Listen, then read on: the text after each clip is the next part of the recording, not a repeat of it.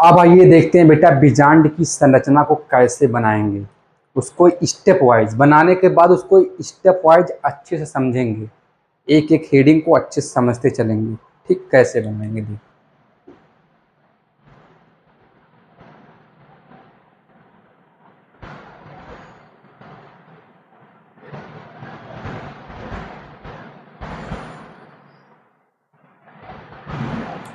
ठीक, उसके बाद बेटा अब आप पहचानिए ये पुष्प का कौन सा भाग है। क्या पुष्प का जयांग यानी स्त्री केसर है। इसमें 3 भाग पाए जाते हैं। इसमें कौन कौन से भाग पाए जाते हैं बेटा, उसका नाम लिख लीजिए।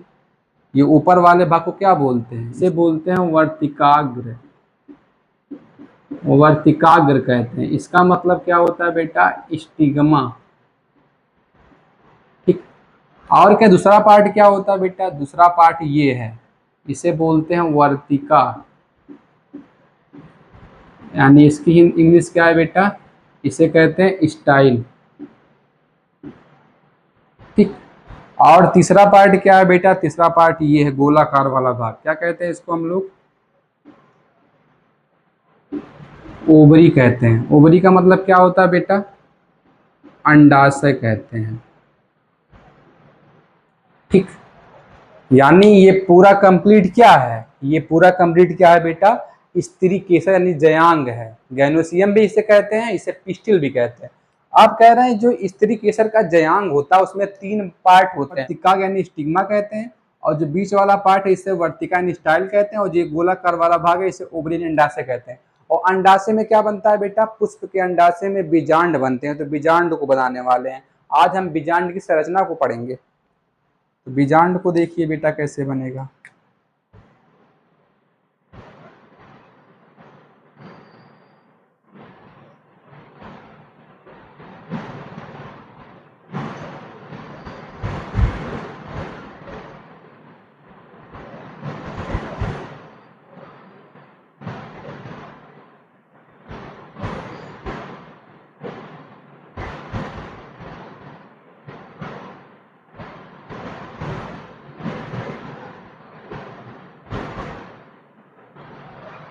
ठीक, ये पूरा फिगर क्या बना है बेटा, इसे बोलते हैं बीजांड।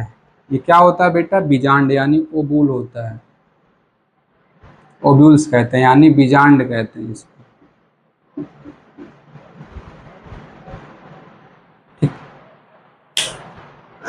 अब बेटा समझते हैं।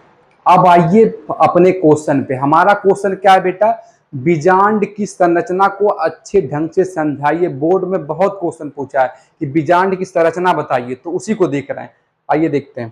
कह रहे हैं कि ये जो पूरा बीजांड है, ये पूरा बीजांड अंडाशय से, ये जो पूरा इतना बीजांड है और ये गोलाकार वाला भाग अंडाशय है, तो ये पूरा जो बीजांड है अंडाशय से किस भाग पे जुड़ा रहता है, तो ये बीजांड जो है इसमें ये देख रहे हैं डंठल है, ये डंठल अंडाशय से जुड़ा हुआ है। तो क्या कहते हैं बेटा, इस जुड़ाव को क्या कहते हैं, बीजांड वृंत। बीजांड बीजांड वृंत कहते हैं। इसका मतलब बेटा फ्यूनिकल्स बोलते हैं, फ्यूनिकल्स। ठीक है ना बेटा, इसे फ्यूनिकल्स कहा जाता है। कहेंगे जो बीजांड होता है ये अंडाशय से यहाँ जुड़ा रहता है, तो ये जो डंठल वाला भाग इतना है इसे क्या बोलेंगे, बीजांड वृंत यानी फ्यूनिकल्स कहते हैं। अब आगे बढ़िए, और कह रहे हैं कि ये जो बीजांड वृंत है, ये जो यहाँ से लेकर यहाँ तक बीजांड वृंत डंठल नुमा है, ये बीजांड से किससे जुड़ा रहता है, यहाँ जुड़ा, ये जो बीजांड वृंत है बेटा, ये बीजांड से यहाँ ज्वाइंट है। तो क्या किससे जुड़ा रहता है बेटा, ये किससे जुड़ा रहेगा, इसको भी लिख लीजिए। क्या कहते हैं इसको, इसको बोलते हैं बेटा, तो बेटा नाभिका। क्या बोलते हैं, नाभिका बोलते हैं। इसे बोलते हैं नाभिका यानी हाइलम बोलते हैं। क्या बोलते हैं इसको बेटा, नाभिका यानी हाइलम कहते हैं। बीजांड वृंत है यहाँ से लेकर यहाँ तक, ये पूरा बीजांड से जुड़ा होता है। देखिए यहाँ बीजांड वृंत यहाँ से यहाँ बीजांड में जुड़ा है, तो इस जुड़ा को क्या बोलते हैं, नाभिका यानी हाइलम कहते हैं। जो बीजांड पुष्प का होता है इसमें 2 आवरण होते हैं, तो यानी एक आवरण ये जो इतना, यानी एक आवरण आप ये देख रहे हैं, एक आवरण है ये, ठीक है ना, और एक आवरण आप ये देख रहे हैं, 2 आवरण। यानी आबिद बीजी पौधों का बीजांड कैसा होता है? द्विअध्यावरणी होता है। यानी इसे हम कह सकते हैं कि बीजांड में 2 आवरण होते हैं। तो जो सबसे बाहर का आवरण है ये, इसे क्या बोलते हैं बेटा? इसे बोलते हैं बाह्य अध्यावरण। बाह्य अध्यावरण, जो बाहर का आवरण होता है ये इसे बोलते हैं बाह्य अध्यावरण। इसका मतलब integument, outer integument, outer integument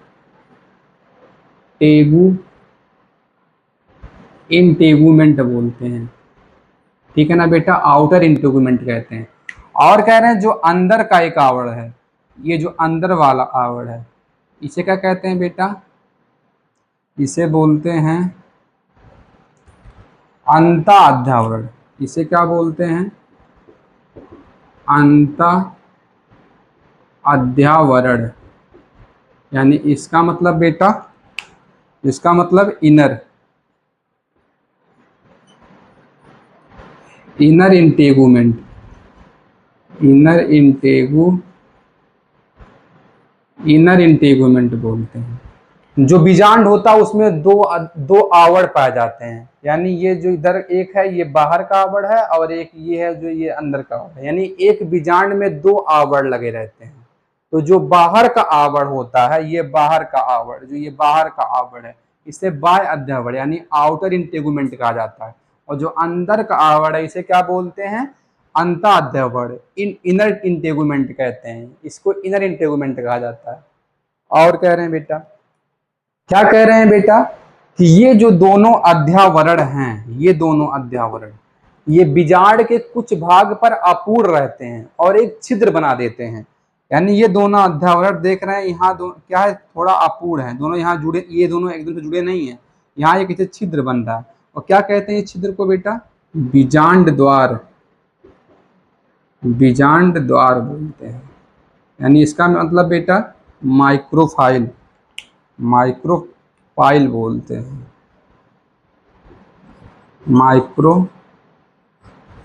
माइक्रोफाइल। ये दोनों अध्यावरण हैं, ये कहाँ से निकलते हैं?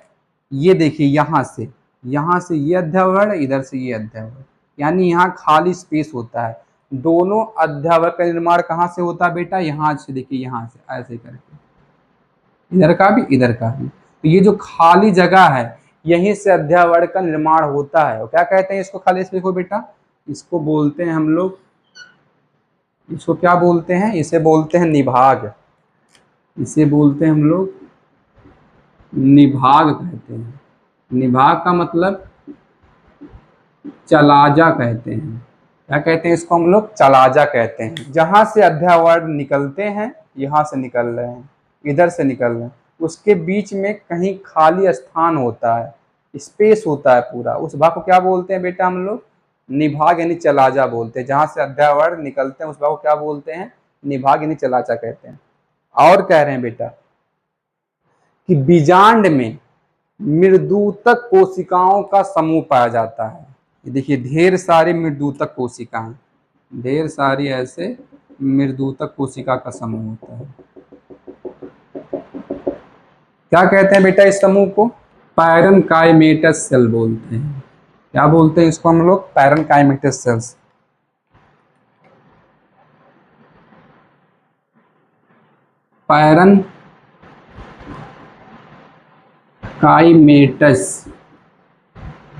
पैरेनकाइमेटस सेल्स कहते हैं।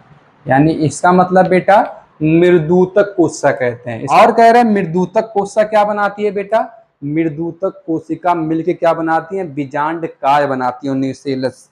यानी क्या बनाती हैं? एक बीजांड काय।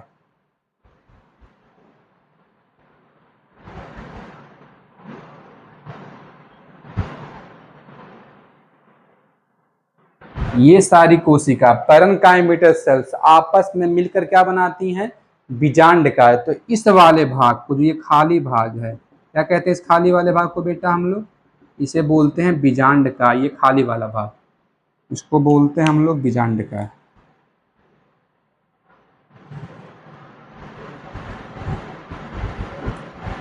बीजांड काय कहते हैं, बीजांड काय, यानी इसका मतलब बेटा न्यूसेलस, न्यूसेलस बोलते हैं। जो बीजांड काय होता है एक थैला बनाता है, एक गोलाकार थैला वाली कोशिका बनाता है।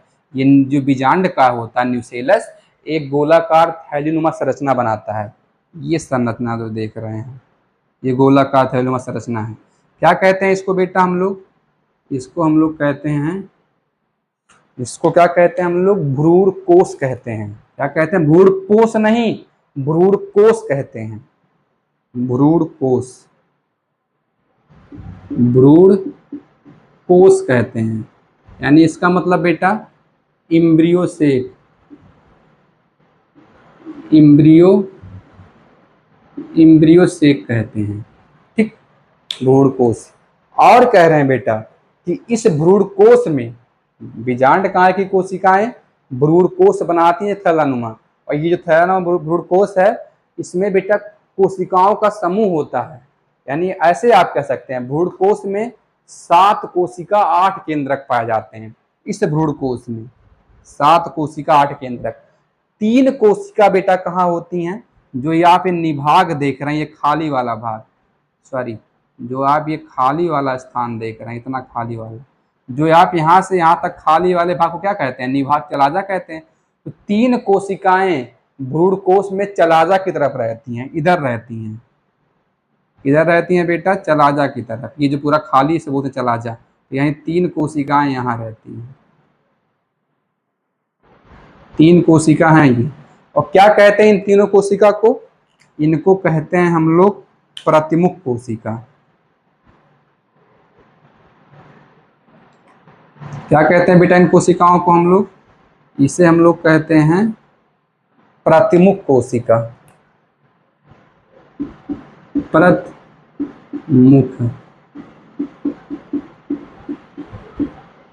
यानी इसका मतलब होता है बेटा एंटीपोडल सेल, एंटीपोडल सेल्स होती हैं प्रतिमुख कोशिका। मतलब 2 कोशिका अंदर रहती हैं लेकिन एक आवरण में बंद रहती हैं, यानी उससे क्या कहेंगे बेटा, ये देखिए ये 2 कोशिका है, यानी एक, अब इनको हम एक कोशिका कहेंगे, यानी इसमें 2 केंद्र, ऐसी एक कोशिका होती है बेटा, ऐसा कह लीजिए कि भ्रूण कोश में एक ऐसी कोशिका होती है जिसमें 2 केंद्रक रहते हैं। क्या कहते हैं इस कोशिका को हम, 2 केंद्रक हैं। क्या कहते हैं इसको बेटा हम लोग, इसको हम लोग कहते हैं ध्रुवीय केंद्रक कहते हैं। यानी इसका मतलब बेटा, इसका मतलब पोलर न्यूक्लियाई बोलते हैं, पोलर न्यूक्लियाई, ठीक। और कह रहे हैं बेटा, कह रहे हैं 3 कोशिका, जैसे 3 कोशिका निभाग की तरफ पाई जा रही थी, क्या कहते हैं उनको हम लोग, प्रतिमुखी एंटीपोडल सेल्स। 3 कोशिका देखिए ये निभाग की तरफ है, इन्हें हम प्रमुख कोशिका यानी एंटीपोडल सेल्स कहते हैं। और 3 कोशिका कहाँ रहेंगी बेटा, बीजांड द्वार की तरफ। तो बीजांड द्वार ये है माइक्रोफाइल, इसे बीजांड द्वार कहते हैं, जो खाली भाग छूटा है। तो यहाँ 3 कोशिका इसके ऊपर रहेंगी भ्रूण कोश में, यहाँ 3 कोशिका, 1 कोशिका 2 कोशिका 3 कोशिका, ठीक। क्या कहते हैं बेटा कोशिका को, थोड़ा नाम मिटा लीजिए, यहाँ इसको ये कर लीजिए, माइक्रोफाइल को यहाँ से दिखा दीजिए आप। क्या कहते हैं बेटा इन 3 कोशिका को, तो इसमें 2 कोशिका सहायक कोशिका होती हैं, और जो ये बीच वाली कोशिका है, ये बीच वाली कोशिका ये मादा युग्मक होती है, अंड कोशिका होती है। और जो अगल बगल की कोशिका होती हैं इसको बोलते हैं सहायक कोशिका। पहले आप अंड कोशिका का नाम लिख लीजिए, क्या कहते हैं इसको बेटा, अंड कोशिका। और ये क्या होती है बेटा, मादा युग्मक, यानी इसे बोलते हैं एग सेल, ठीक। और कह रहे हैं बेटा ये कोशिका और ये कोशिका दोनों सेम एक समान कोशिका हैं। जो अंड कोशिका के बगल 2 कोशिकाएं दोनों समान कोशिका होती हैं, इनका एक नाम है, क्या कहते हैं इसको बेटा हम लोग, सहायक कोशिका, सहायक कोशिका कहते हैं। यानी इसका मतलब बेटा, इसे बोलते हैं अंग्रेजिया में सिनर्जिड। इसे क्या बोलते हैं?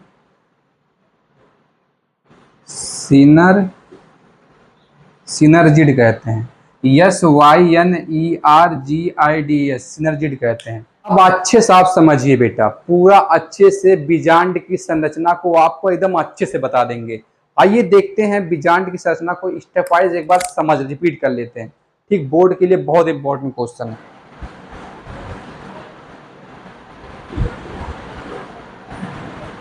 बीजांड की संरचना,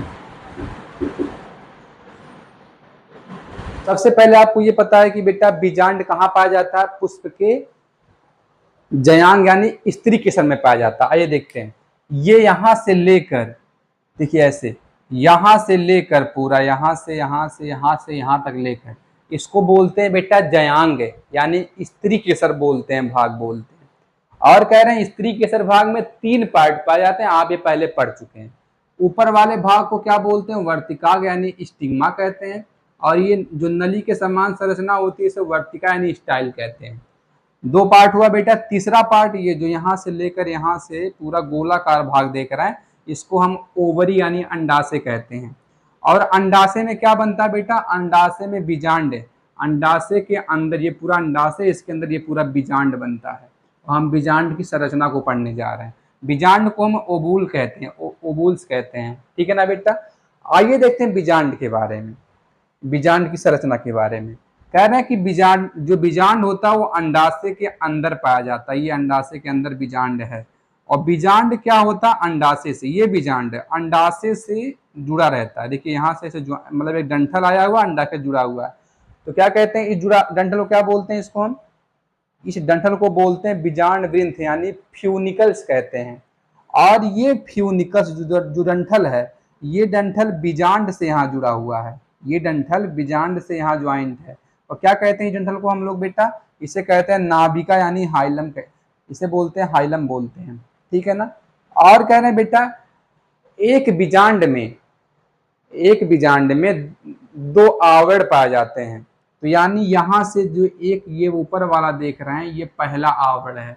इसे बोलते हैं बाह्य अध्यावरण बोलते हैं, आउटर इंटेगुमेंट कहते हैं। और ये जो बीच में एक आवरण है, ये आवरण, इसे बोलते हैं दूसरा आवरण। इसको क्या बोलते हैं? अंत अध्यावरण बोलते हैं, यानी इनर इंटेगुमेंट कहते हैं। ठीक है ना बेटा? 2 आवरण हो गए। आपको ये पता होना चाहिए बेटा, कुछ ऐसे भी पौधे होते हैं जिनमें सिर्फ एक अध्यावरण बनता है। समझ रहे हैं ना? उसमें सिर्फ एक के अध्यावरण पाया जाता है। कह रहे हैं कि बेटा कुछ ऐसे पौधे होते हैं जिनमें जो बीजांड होता है उसमें सिर्फ, इसमें तो 2 अध्यावरण हैं लेकिन उसमें सिर्फ एक अध्यावरण होता है। तो उसे क्या बोलते हैं बेटा? एक अध्यावरणी बीजांड कहते हैं। आइए देखते हैं। तो एक अध्यावरणी बीजांड को हम यहां लिख लेते हैं, एक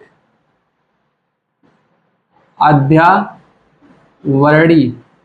एक अध्यावरणी बीजांड। इसका मतलब बेटा यूनिटेगमिक बीजांड, इसे बोलते हैं अंग्रेजिया में